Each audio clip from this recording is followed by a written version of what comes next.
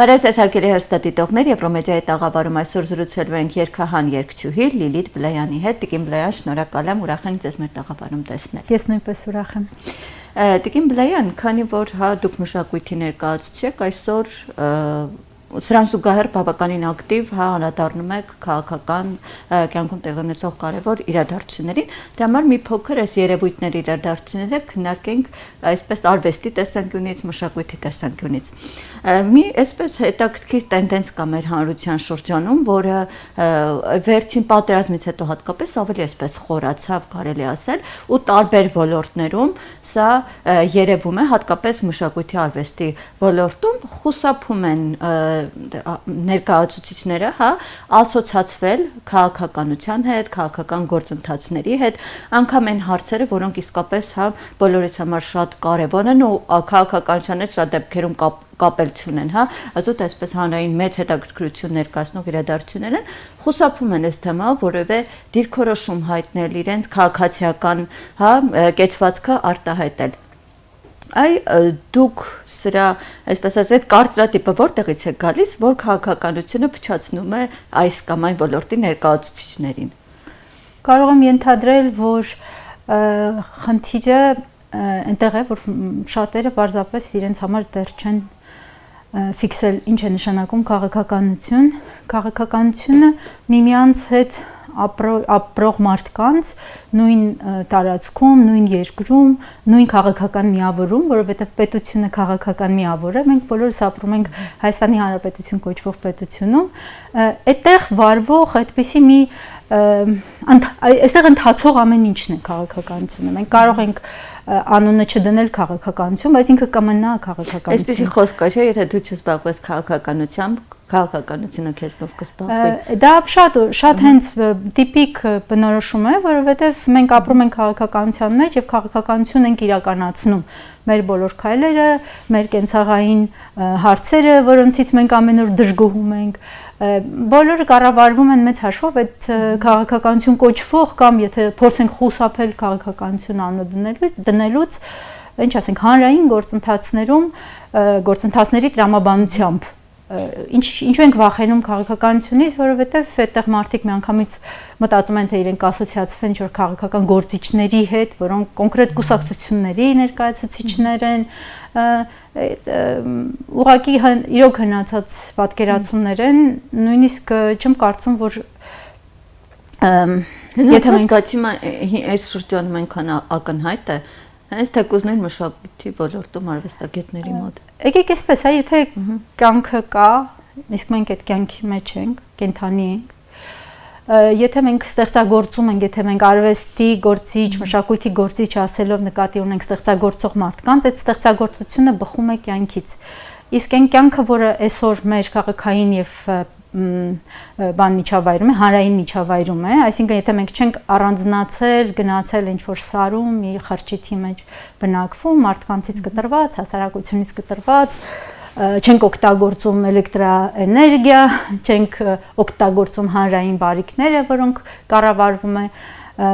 կառավարում է պետությունը նաև։ Եթե մենք այդ ամեն ինչը չենք անում եւ ապրում ենք խրճիթում, ապա կարող ենք ասել մենք հեռու ենք քաղաքականությունից, ես եմ, ասենք իմ գառներն են, չգիտեմ, ես էլ իմ ծառներն են, ինչ ուզում ենք, բայց մնացած բոլոր պարագաներում, եթե մենք ինչ-որ համայնքի անդամ ենք, եթե մենք մասնակցում ենք ընտրություններին, եթե մենք քվենք, վստահում մեր ձայնը, վստահում ենք ինչ-որ մի քաղաքական ուժի, ինչ կարևոր չի նույնիսկ ինչ դրդապատճառներից ելնելով։ Այդ բայց սկսած մենք մտնում ենք քաղաքական process-ի մեջ, որովհետև մենք ձևավորում ենք քաղաքական պատասխանատվության ինստիտուտը որպես հասարակության անդամ։ Այսօրից թվում է մշակութային գործիչները, արվեստի ներկայացուցիչները ամենալուրջ դերակատարում ունեն հանրային կարծիքի ձևավորման։ Երևի դրանից են վախենում։ Ես ենթադրում եմ, որ մարդիկ վախենում են իրենց խոսքով ձևավորել կարծիք։ Տիկին Բլեյան, իսկ այդ հատման գիծը, այդ կարմիր գիծը, որն է քաղաքականություն, որը ոչ։ Օրինակ Այսպես թեկուզ այսօր նույն եկեղեցու շուրջ կատարվողը, ինչի թվում որ սա քաղաքական գործընթաց է, սա կարելի ասել հասկային, դասկապահպանման մեզ հենց մեր բոլորիս առնչվող ոչ թե քաղաքական, այլ այդպես գործընթաց է, որը չենք կարող ասել սա քաղաքական է, ես քաղաքականությանը չեմ առնչվում, այդպես լռել, աչք փակել։ Որևէ գործընթաց, որևէ ոլորտ կարող է օգտագործվել քաղաքական դերակատարների կողմից ու դառնալ նրանց ձեռքերում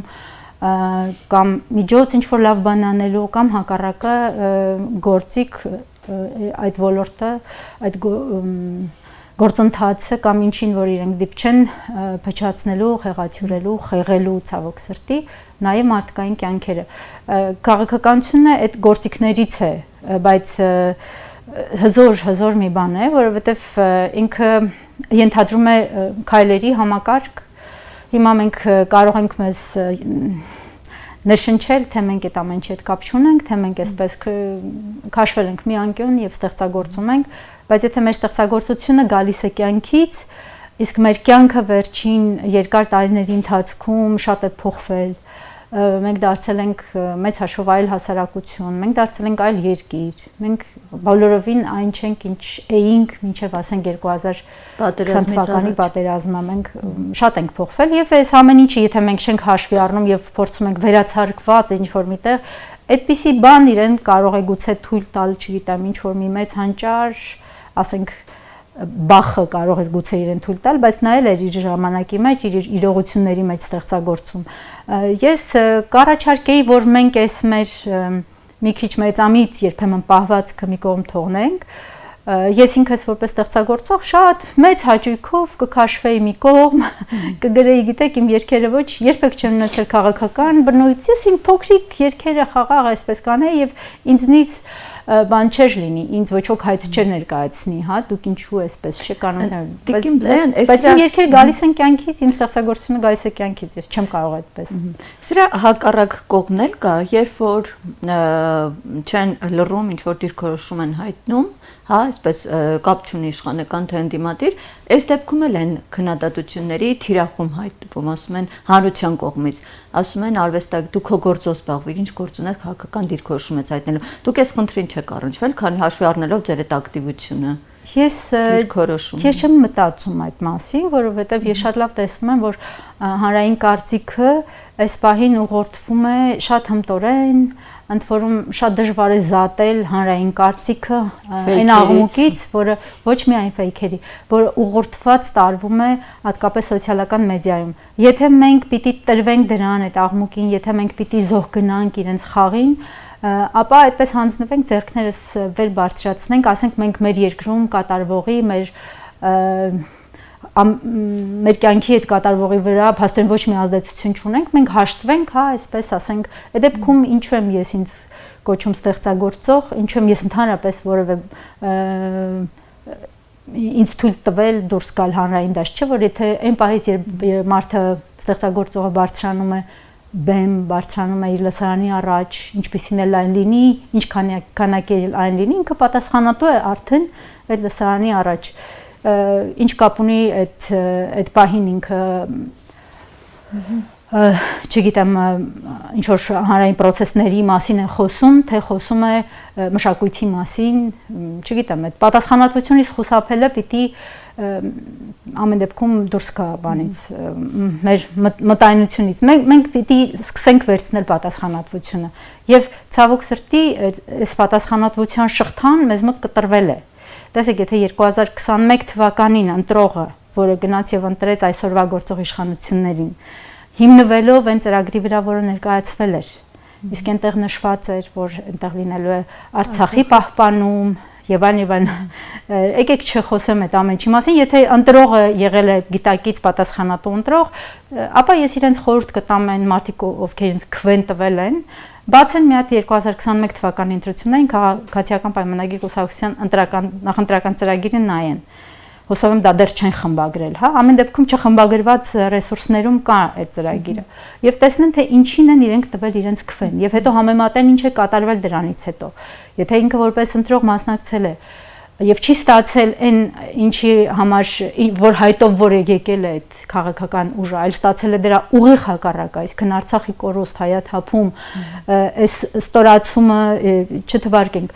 այդտեղ արդեն գայս ընտրողի պատասխանատվության խնդիրը եւ այդ ընտրողը կներեք մշակույթի գործի չէ, խաշնարած է, ինչը եթե ինքը գնացել է եւ իր քվեն վստահել է, ապա ինքը պիտի նաեւ պատասխանատվություն պահանջի, ինչպես մենք ընդդիմությունից այն մարդիկ ովքեր ձայն են տվել ընդդիմությանը, իրենք ներկայացնում են շատ հաճախ հայտ եւ պահանջում են, որ մենք ձեզ այնտեղ հայտ ձեր քվենք տեղը, հա, այնտեղ մենք այլ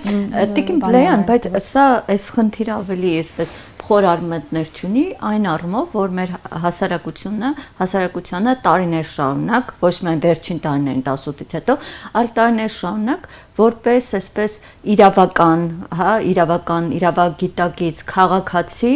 այդպես շատ հեռու են պահել այս process-ների, չեն կրթել, չեն հասունացրել։ Այս խնդիրը ավելի խոր է, իհարկե խորն է, իհարկե ես բոլորս հասկանում եմ գալիս։ Չմիանշանակ իհարկե, ուղղակի շատ լավ օգտագործվեց հենց այդ հանգամանքը, այսինքն եթե եկել էին, որ իբրև թե քաղաքացու դիրքորոշումով, քաղաքացու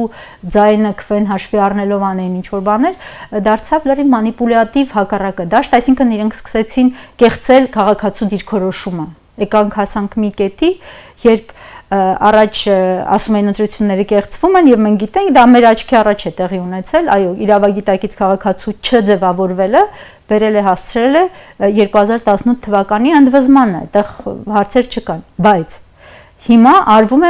ավելին, այսինքն այդ հիմք վերցնելով, իրենք վերցնում են այն մարդկանց, որոնք դեռ չէին հասցրել ձևավորվել որպես պահանջատեր քաղաքացի, իրավատեր քաղաքացի, եւ այդ մարդկանց դիրքորոշումը արդեն հանրայնորեն կեղծում են եւ մարդկանց դարձնում են քաղաքացիներին դարձնում են ամբողջ։ Դա սարսափելի բան է։ Այն ինչ որ այսօր կատարվում է սոցիալական մեդիայում, այդ աղմուկը, այդ ուղղորդված այդ քարոզչությունը, դա մեզ վերածում է ամբողջ։ Դա ազատ աղմուկ է եւ ազատ անկում է ցավոք սրտի ու պիտի այդ մեր ազնվությունն ունենանք դա խոստովանելու, որովհետեւ այդ անկումը գիտենք ինքը կարող է անվերջ լինել։ Բայց հետաքրքիր է, չէ՞, որ հաճախ գուցե այդ ձեր նշած, հա, հասարակության հատվածը գուցե հիմա հատկապես քիչ այսպես մաս է կազմում, բայց այդ աղմուկը ավելի մեծ է, քան այն ավելի լայն զանգվածի շատ։ Միայն Հայաստանում չի այդպես։ Աշխարհի այսօրվա յուրահատկություններից մեկն է այսօրվա աղմկոտ եւ գործիքակազմի այս անվերջ հնարավորություններով աշխարհում, երբ բոլոր մարդիկ ունեն այդ իրենց ձեռքին գործիքը եւ բոլոր մարդիկ ունեն դուպլիկացիայի եւ ռեպլիկացիայի հնարավորություն, այսինքն մեկ մարդը կարող է միաժամանակ մի քանի դեմքով հանդես գալ, երբեք չես իմանա, ասենք դիմացինիդ հետ զրուցում ես, ինքը քանի պրոֆիլ կարող է կառավարել սոցցանցերում, այս ամեն ինչին գումարվեցին AI տեխնոլոգիաները, հիմա մենք պիտի ուղղակի այդքանը գիտակցելով փորձենք այդ չտրվել այդ բանին, գայթակղությանը եւ այդ ամեն ինչը չկոչենք ազատ խոսք կամ դիրքորոշում կամ փորձենք զատել շատ բարդ է, շատ այսօրվա շփոթեցնելու գործիքները ջում կատարելության են հասցված եւ այսօրվա իշխանությունները դրանցից օգտվում են շատ լավ, ցավոք սրտի եւ դա իրենց համար դա իրենց պատիվ չի բերում, որովհետեւ նորից եմ ասում, այստեղ մենք գործ ունենք խեղաթյուրման հետ, հանրային կարծիքի ստրկացման հետ եւ այդ հանրային կարծիքը ոչ թե պարզապես ծառայեցնելու, այլ դրանից սարքելու բոլորովին այլ բան, կեղծել հանրային դիրքորոշումը։ Հոգուտ ինչի, եկեք սրա հետևում ուղղակի տեսնենք մտադրությունը, ինչու է դա արվում։ Տիկին Բլեյան, բայց երբ որ օրինակ իշխանություններին, հա, տարբեր թե իրենցից դժգոհ հասարակության զանգվածը, դիմադիրները, երբ որ տարբեր այսպես արդյունքի ժամանակ մեղադրանքներ են հնչեցնում, ասում են պետք է հեռանաք, դուք տապալել եք ձեր ծրագիրը, սա, իրենք ասում են, այ տեսեք, լավ, տապալել ենք, բայց 21-ի մեզ գնահատական տվողը հանրությունն է, իսկ հանրությունը տարբեր փուլերում ընտրություններում մեզ ձայն տվել է, թե այսպես համամասնական մակարդակով, թե առանձին տիպ մակարդակներով։ Ու հատկապես մեջ են բերում 21 թվականի ընտրությունները։ Ասում են, դա մեր հանրությունը, մենք հրաժարվել ենք մեր մանդատից, հանրությունը մեզ կրկին վերադարձրել է մեզ իշխանությունը։ Նորից եմ ասում, հանրությունը իրենց մանդատ չի տվել Արցախը հայաթափելու։ Չի եղել այդպիսի մանդատ։ Եվ ցավոք սրտի, այո, իրենք օգտագործում են այդ լռության իմիտացիան, որը կա հանրության մեջ, ես համաձայն չեմ, որ հանրությունը լռում է, ուղղակի այդ խոսող ձայները, գիտակից ձայները շատ արագ խեղդվում են աղմուկի մեջ, շատ լավ տեխնոլոգիա է, գիտեք, այդ դու տեսնում ես մի փոքրիկ այսպիսի մի process, որտեղ կուտակվում են մարդիկ, ինչ որ բան են քննարկում, որոնք քեզ վտանգավոր են թվում, միանգամից բոլոր զինատեսակներով այնտեղ հարձակում ա գնում։ Նախ եկեք չմոռանանք բռնի ուժի կիրառումը։ Այն մարդիկ, որոնք իրենց շուրջ լսարան են հավաքում, որոնք սկսում են ինչ որ մի process գեներացնել, որոնց մարդիկ լսում են, որոնք հանկարծ ինչ որ խոսք են ասում, որը կշիռ ունի հանրության շրջանում, այդ մարդիկ շատ հեշտությամբ մեկուսացվում են, բանտերում են հայտնվում, իրենց խոսքը դառնում է անհասանելի լայն հանրությանը։ Եվ հաջորդը այդ փոքրիկ, ասենք, ձևավորվող կորիզի շուրջ այնպիսի մի մեծ աղմուկ է ձևավորվում, որ արհեստականորեն ստեղծված, որ միանգամից լրացնում է։ Տեխնոլոգիաներեն ուղղակի այնքան հեշտ է այդ ամեն ինչը, այնքան տեսանելի է այդ ամեն ինչը։ Ես խորհուրդ կտամ ուղղակի մենք փորձենք դրա յետևում եղած մտադրությունը տեսնել, որովհետև process-ը կամ այն արտաքինից մեզ ներկայացվող բանը տեսնելը, այսպես իբր թե նայում ես, իբր թե ինչ-որ բան դրված է, բայց ինչու է դա դրված, ինչու է դա մեզ տրվում, ինչու է դա փորձարվում ամեն օր կերակրել մեզ դրանով, այ հասկանանք դա, եթե մենք վերլուծող մարդ ենք, եթե մենք համարում ենք, որ մենք այս հասարակության լիարժեք անդամ ենք, եկեք փորձենք հասկանանք ինչու է ի վերջո այս ամեն ինչը։ Տիկին Բլեյան այսօր շատ են ասում, որ իշխանությունները գրաքննում են արդեն անգամ արվեստը, ներկայացումները, երգերը, դրա մի օրինակը մենք տեսանք ցանկապատ ներկայացումներ։ Ուզում եմ իմանալ, քանի որ դուք արդեն արվեստի այսպես ավելի մոտ եք, ավելի ծանոթ եք ներքին խոհանոցին, դա իսկապես այդպես է, այսօր շատ է այդ ճնշումը, ազդեցությունը քաղաքականության արվեստի վրա, այդպես գրաքննություն կոչվածը։ Գիտեք, պետությունը մեծ օրգանիզմ է։ Այնտեղ այնքան գործիքներ կան, դրանցից մեկը օրինակ բյուջետային ֆինանսավորումն է։ Կա մի այդպիսի կառույց, մշակույթի նախարարությունը, կան դրանքից գործող եւ պետության աջակցությամբ ու պետության հուշումով, հա, ֆինանսավորվող տարբեր ենթակառույցներ, որոնք որ իրենք ենթադրում են ճյուղավորվող այդպիսի ազդեցություն։ Հիմա կան բազմաթիվ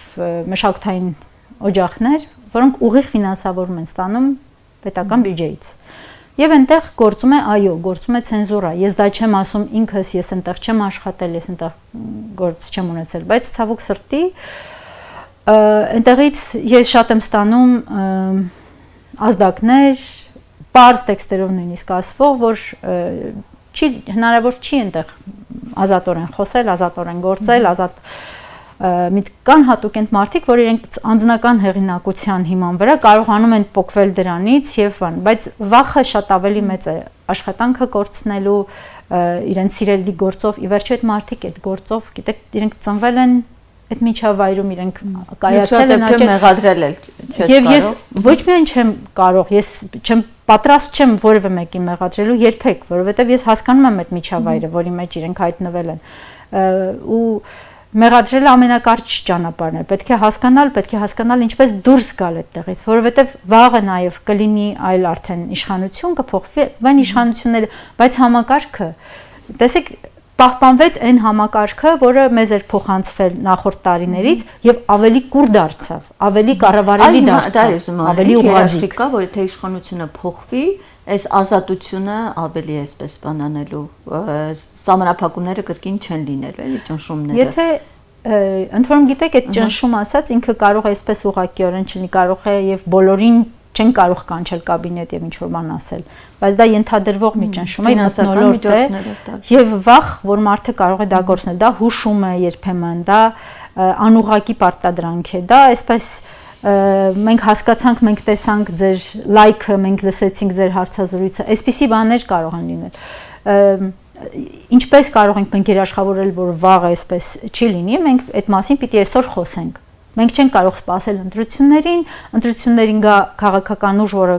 կփոխարինի այսօր իշխող քաղաքական ուժին եւ ակնկալենք, որ այդ ժամանակ ավելի լավ կլինի։ Չէ, մենք պիտի մեր պատկերացումները այն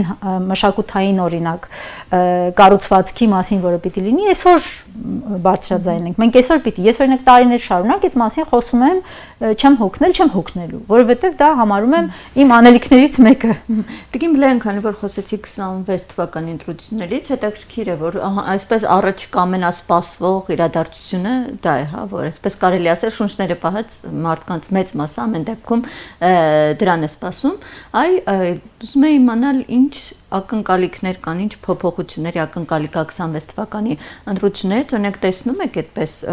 արմատական, որպես ձևավորված ընդդիմադիր ուժ այսօր, եւ ակնհայտ է, որ ընդդիմադիրների առաջին անելիքը պետք է լինի դժգոհ զանգվածին ընտրատեղամաս բերելը, հա, հիմնական խնդիրը դա է լինելու, կհաջողվի լուծել թե ոչ։ Դե պիտի հաջողեն, եթե այդ խնդիրը իրենք չհաջողեն լուծել, ապա հասկանում ենք, որ այդ ընտրական մեխանիզմները եւ մեր այսօրվա ընտրական օրենսգրքի հնարավորությունները այնպիսին են, որ թույլ են տալիս ձևացնել, թե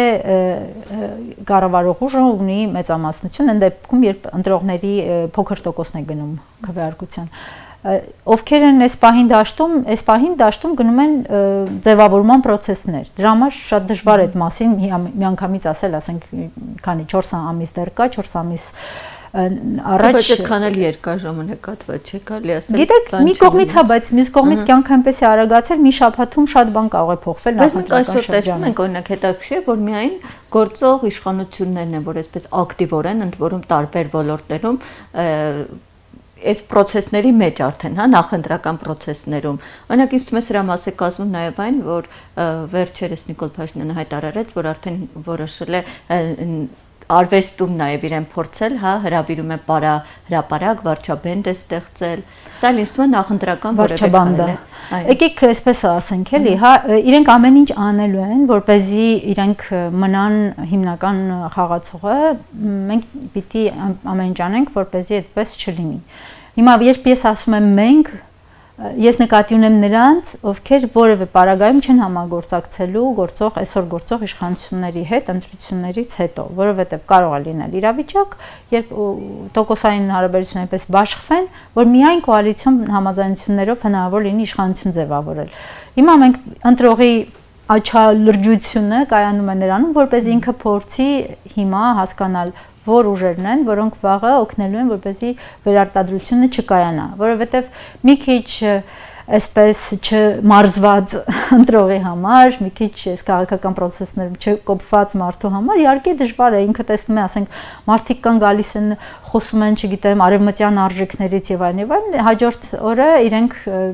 չգիտեմ, բանում քաղաքապետարանում, օրինակ Երևանի, ձևավորում են ավականու մի կոալիցիա, որը թույլ է տալիս վեր ընտրել քաղաքացիական պայմանագիր կուսակցության տեխնացուին։ Հիմա որպեսզի նույնը չկայանա այս ընտրություններին, մարդիկ պիտի փորձեն զատել այն ուժերին, որոնք ամեն դեպքում իրենց գաղափարական եւ արժեքային համակարգով պատրաստ չեն որևէ կերպ համագործակցության գնալու այսօրվա գործող քաղաքական ուժի։ Քանի որ իրենք արդեն ընտրել են իրենք ունեն իրենց ընտրազանգվածը, իրենք մոտավոր հասկանում են, այս ընտրազանգվածի համար մենք պիտի թմբուկ նվագենք, այս ընտրազանգվածի համար մենք պիտի խոսենք այս բաներից, այս ընտրազանգվածի համար էլ որոնք բան են ուտում են այդ տրվող, ասենք, այդ հեշտ սնունդը, մենք պիտի խոսենք արցախցիները ինչպես են մեզ, չգիտեմ, իրենց Արցախը իր պատմությամբ, իր գոյությամբ, հա, ինչպես է Հայաստանից ինչ որ բաներ, ռեսուրսներ խլել, այն դեպքում, երբ բոլոր գիտակից մարդիկ հասկանում են, որ Հայաստանը ինքը Արցախի հետ միասին գոյություն ուներ այդ ամբողջության մեջ 35 տարի։ Ու մենք պիտի ուղղակի քան գիտակից լինենք, այդ մեծ բան են պահանջում, հա, մեր տանջված ընտրողից եկեք շատ ծանր պահանջներ ենք դնում, բայց եկեք ընտրող ջան, էլի, եկեք ամեն դեպքում սա մեր կյանքն է, սա մեր փոքրիկ երկիրն է, սա մեր վերջին ռեսուրսներն են։ Եկեք ուղղակի նայենք քարտեզին, տեսնենք վերջին 100 տարում հայերով բնակեցված տարածքները, կոմպակտ հայկական բնակչություն ունեցող հայկական տարածքները վերջին 100 տարում ինչ փոփոխություններ են կրել։ Եթե մենք հիմա խոսում ենք Հայաստան պետության մասին, որ հիմա չգիտեմ թվեր են ասում տարբեր 29000 եւ այլն, դա եկեք դեռ մոռանանք, հայերով բնակեցված տարածքները, որոնք հայկական տարածքներ են, որտեղ այնտեղ կա հայկական մշակութային ժառանգություն, այնտեղ կա հայկական պատմություն, ինչքան են փոխվել։ Ամենամեծ հարվածներից մեկը եղել է վերջին 2023 20-ից 23 թվականներին, երբ հայերով բնակեցված այդ 12000 քառակուսի կիլոմետրը ամբողջությամբ հայաթափվել է։ Այդպիսի բան շատ վաղուց չէր եղել։ Սովետական միության ամբողջ ընթացքում հայերով կոմպակտ բնակեցված Արցախ է եղել։ 35 տարի շարունակ 33 եղել է հայերով բնակեցված Արցախ։ Այս պահին այլևս դա էլ չկա։ Այն Շագրինի կաշվի նման մեր բանը նեղանում է, մեր տարածքը, մեր կենսական տարածքը փոքրանում է։ Մենք շատ փոքր տեղ ունենք ապրելու։ Հիմա մեզ կարող են շատ բաներ ներշնչել։ Ես ինքս ազատ մտածող, աշխարհի իրադարձություններին հետևող, ես ամեն օր հետևում եմ, ասենք, ընդհանուր մինչև AI տեխնոլոգիաների զարգացումները լսում եմ բոլոր այդ բաների հարցազրույցները առաջադեմ, որոնք 20 տարի հետո խոսում են ինչ է լինելու կամ 30 տարի, 50 տարի հետո, բայց ես այդ ամեն ինչը հասկանում, ես հասկանում, որ մեր կենսական տարածքը, այն մարդկանց, որոնք հայկական մշակույթի կրողն են, հայկական լեռնաշխարհում բնակվում են եւ այստեղ ուզում են ունենալ շարունակություն։ Մեր խնդիրը այստեղ մեր կենսական իրավունքը եւ մեր հնարավորությունները այդ կյանքը շարունակելու պահելն է։ Շատ པարզ խնդիր է առաջին հայացքից։ Գոյաբանական։ Բայց դա նույնիսկ դրա իրավունքը այդ մասին խոսելու մեզնից խլում են, որովհետեւ դրա անունը դնում են ազգայնականություն, դրա անունը դնում են պաթոս, դրանից շուրջ այդ արհամարական ինչ որ բան են տալիս եւ եկեղեցու վրա հարձակումը նաեւ դրա քանի որ ես շատ հաճախ տեսնում ենք, հա, ակտիվորեն այս process-ին մասնակից, օրինակ պատկերացնելի էր, որ մի քանի տարի առաջ կանխատեսելի էր, որ հնարավոր է գա ժամանակ, որ սկսենք այս խնդիրներ անվտանգային թողած զբաղվել եկեղեցու